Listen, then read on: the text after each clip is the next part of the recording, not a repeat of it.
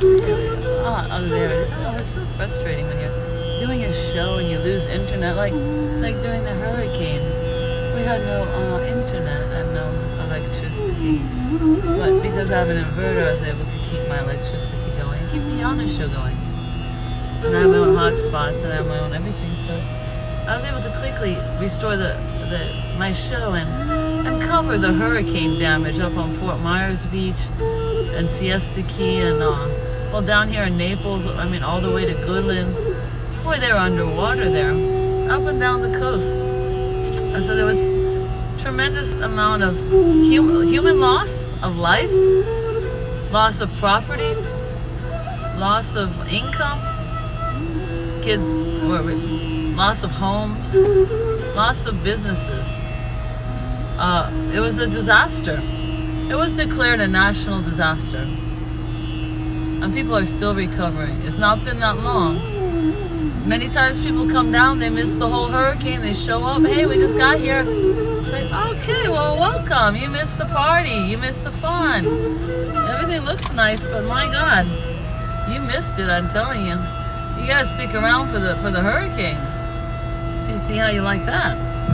Anyway, you know, people came back and some found their houses were fine, and most people, you know, they enjoy their winter vacation here as if nothing happens. Well, something did happen, and I'm just letting you know there was a hurricane here. All right, afternoon raga with sitar. As I was saying before I was interrupted, my show was interrupted. I was passing by a giveblood.org, something. I read off the number. Anyway, give blood. There's a lot of people that during the hurricane they were injured. Believe it or not, they're sick. Older people died because they couldn't get to the hospital. I don't know. I can't even imagine being immobilized. People were trapped, stuck, homebound, housebound, without food, water, electricity for a while.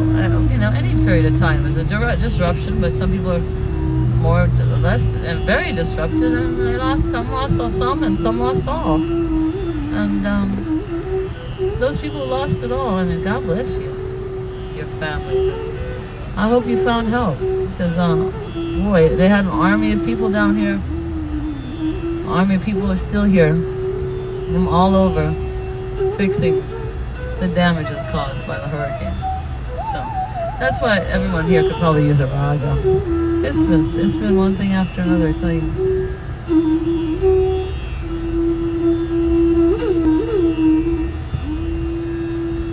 It's a beautiful day. I mean, it's 81 degrees. There's not a cloud in the sky. I'm going to show you the sky. It's beautiful, and there it is. Sunny day in paradise, I tell you. That's why we live here. It's so beautiful. It's one of the most beautiful places I've ever been. I absolutely love it here. I can't think of another place I'd rather be. But once in a while, there's a hurricane. If you can make it through the hurricane, then you got it all. That's not for the weak, I'll tell you that. It's for those that survive.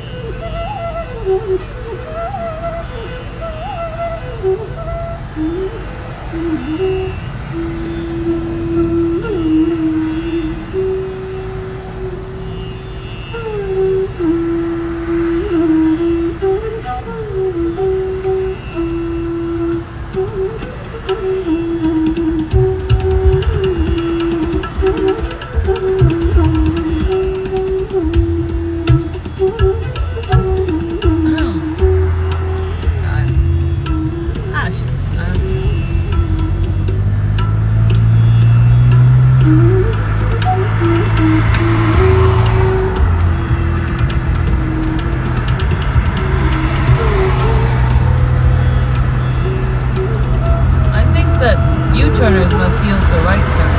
I think that's the law. That person did not know the rules, and he didn't yield to me the right turn. I am listening to a raga, so I was able to gracefully avoid an accident that it would have been his fault. I had the right of way there. Sometimes even when you know what your rights are, and you have the right of way, your rights to do things. If you don't know your rights and you don't stand up for your rights don't get respected. They get trampled on. There are those that are stronger that will try to bully you out of your rights with their wealth and their influence and their power, and hide behind a prestige, behind a curtain, and manipulate weaker people and try to crush those beneath them for their own whatever, because they can. So to those people I say, don't be a bully. Don't misuse your power. Don't take advantage of the people that are weaker than you in a hurricane or a natural disaster. Don't prey. Don't prey on the weak.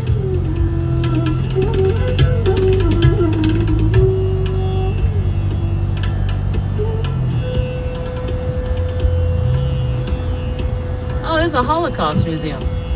I have to make sure to visit the Holocaust museum. It's terrible what they did. The Germans did, the Nazi Germans did to the Jews during the Holocaust. Talk about hell on earth. These people were rounded up in every town, city, village, all across Europe, put into ghettos, hauled off,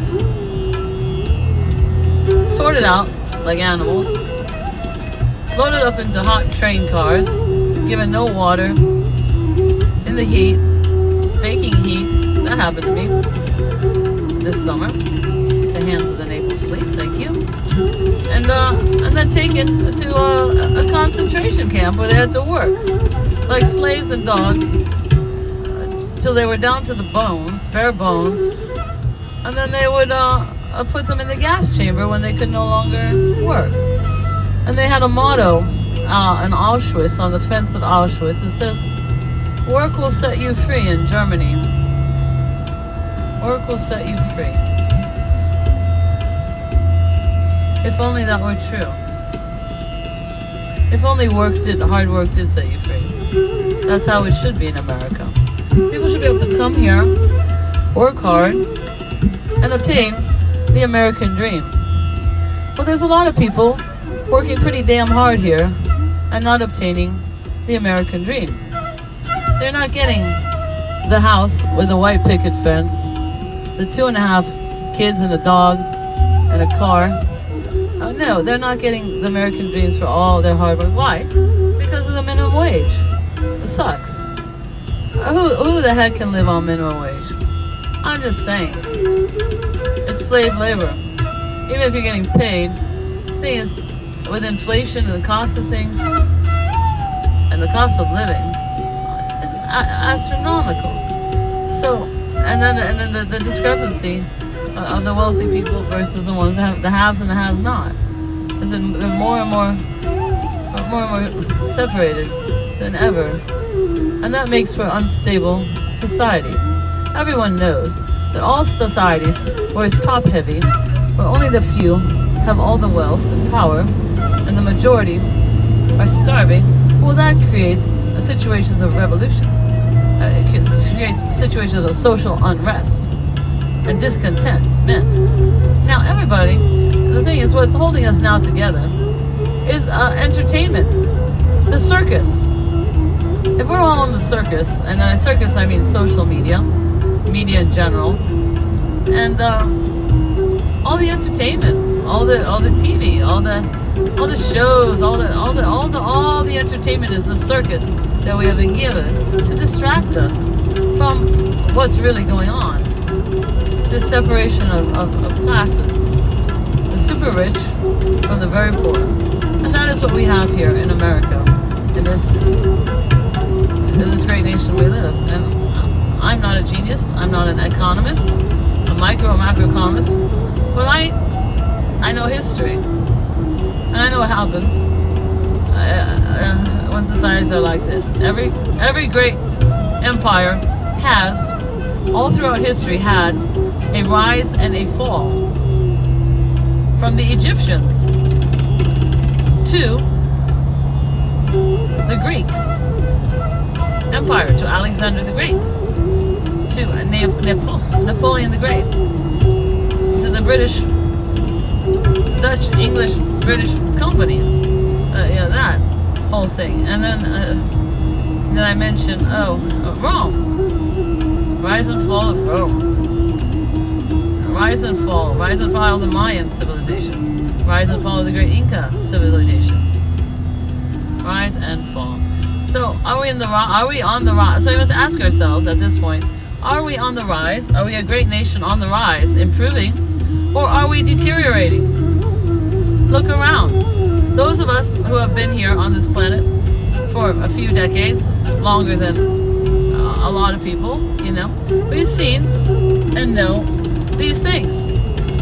Younger people may not have heard about these things or know about these things, but they don't see it around them because they're so absorbed into their cell phones, iPhones, Apples, tablets, Droid, whatever handheld devices, into the games, online games, to fantasy world, into movies, and music, and all of that is a distraction from shutting everything down, turning it all off, and looking at what is the actual world that we live in, what's really going on. And where are we really going? And do we want to be part of it? Actively? Paying attention? Making note? Doing something about it? Or are we just going to let it happen?